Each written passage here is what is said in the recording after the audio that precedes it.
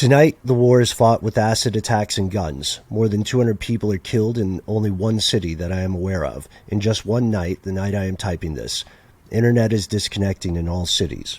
We are getting cornered. Wish us luck, world. We need it the most now. History is riddled with unexplained events. You can turn back now, or learn the stuff they don't want you to know.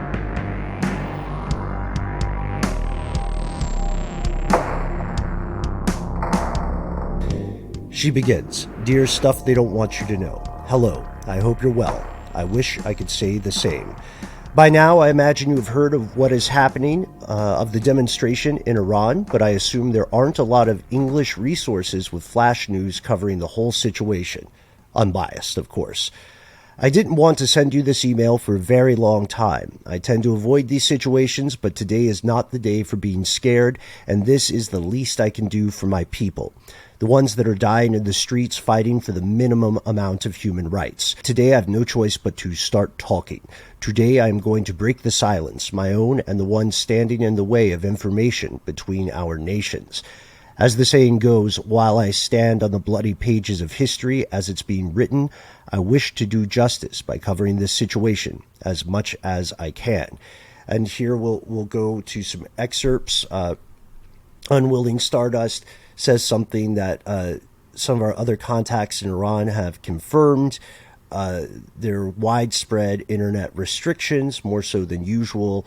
There are tons of apps being banned or filtered on people's mobile devices. And of course, there's a pretty pervasive monitoring program. As a matter of fact, Unwilling Stardust is conscious the entire time they're writing of the fact that their internet may be cut off at any moment. So this act, as it might sound simple if you've not lived in a repressive regime, but this act of sending an email is tremendously courageous and should be acknowledged as such. So she continues, "I am a 20-year-old girl living in Iran with a massive interest in sociology.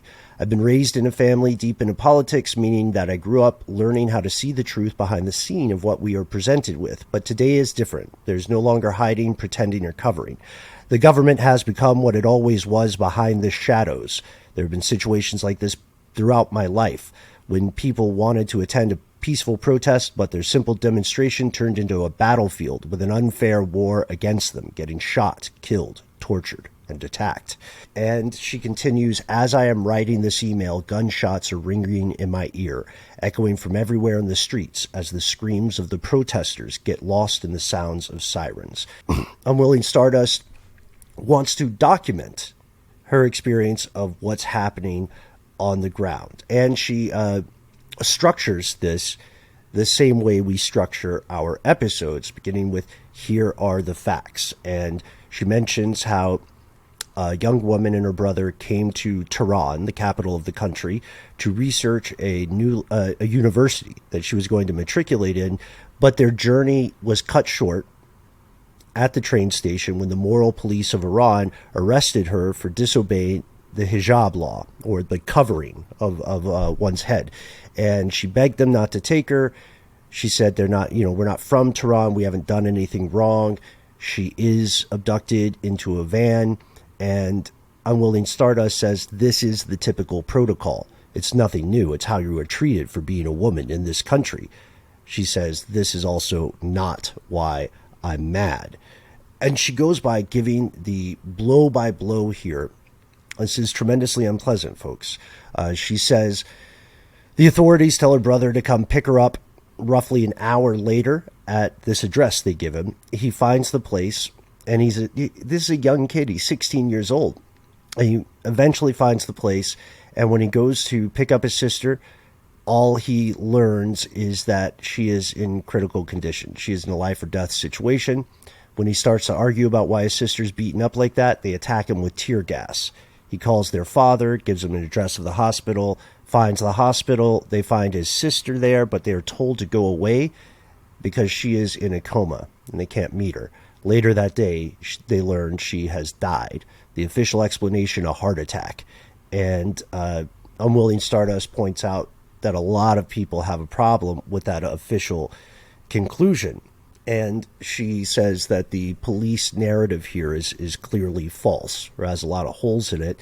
Here's where it gets crazy. She says, I'm reporting this event live because I'm not sure how much of it will be censored until it reaches the other side of the world, which is us here on this show. And she lays out a very compelling case of a conspiracy on the part of law enforcement in the country and how it resulted in this young girl's death. How aware were you guys of the protest, the ongoing protest in Iran? I've started to see it really blow up on social media, and I'm sort of embarrassed to say that I have not dug in much deeper than just the surface level, which is sad considering how it affects human lives, and yet is just another in the long line of things in our feeds. This has really slapped me into reality and made me much more aware that I need to do that thing. I share maybe Unwilling Stardust sentiment here, that, and what you said at the beginning there, Ben, that a lot of the reporting I've seen on this does come from Western sources. I do know that the United States and Iran have a very strange relationship, and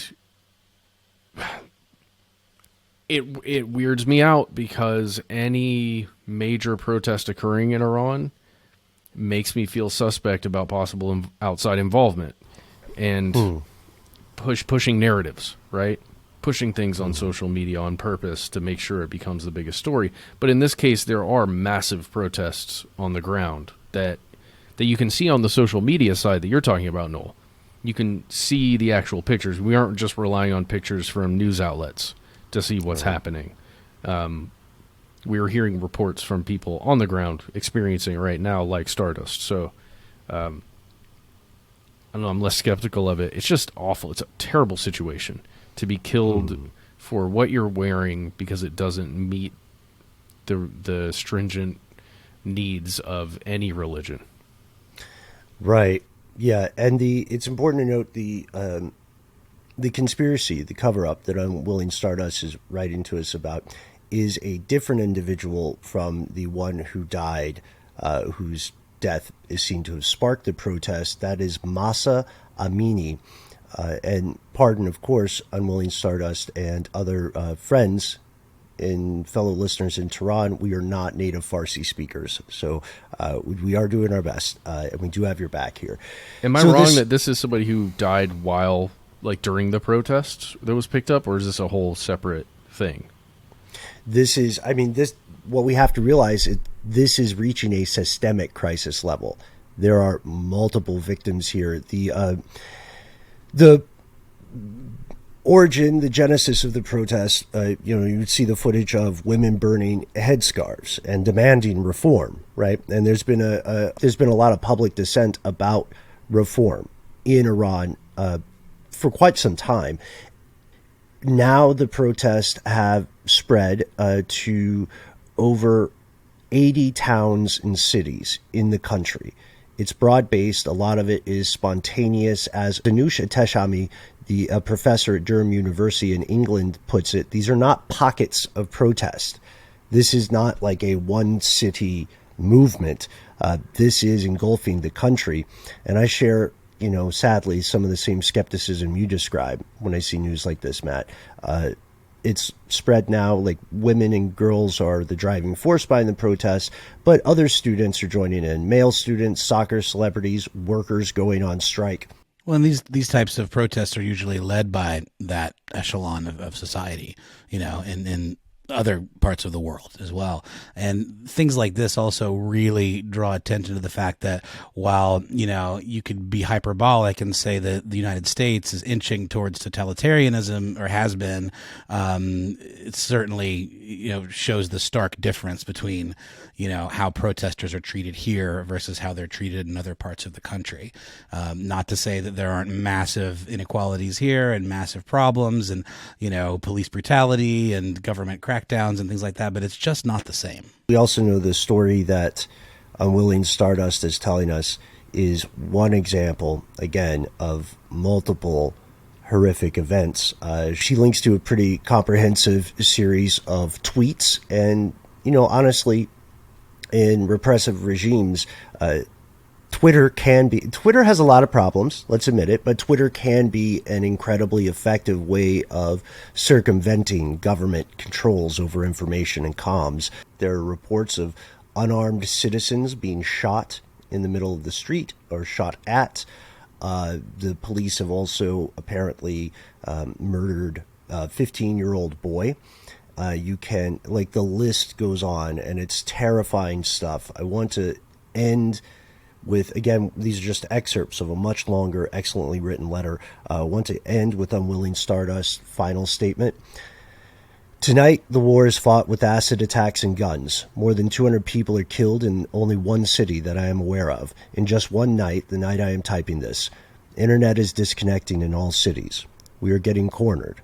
Wish us luck, world. We need it the most now. It's somber stuff. And again, we say often that you listening are the most important part of the show. It's true, it won't exist without you.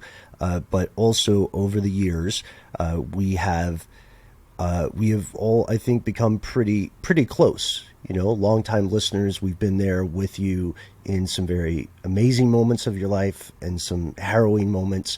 And honestly, the same could be said of you being there for us. So to the people of Iran, we have your back. We know that we are on the outside looking in, but we would love to bring more visibility to this, potentially in a future episode. And to do our best in this regard, we need your help. So if you are in Iran and you are able to write to us safely, if you have family there, if you have experience there, also prioritizing your safety, please do reach out to us.